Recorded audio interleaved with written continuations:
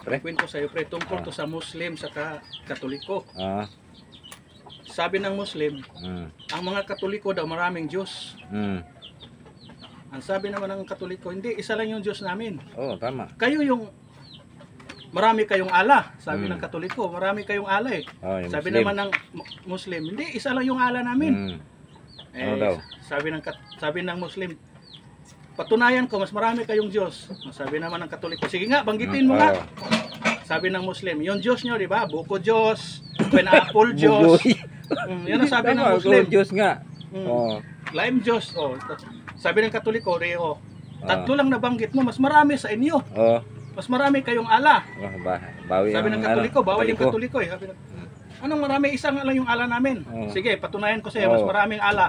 Bibilangin niya. Nagbibilang, sabi ng Katoliko ha, ala una, alas 2, alas 3, alas 4, alas 5. Pagdating ng alas 5 pre, napikon yung Muslim.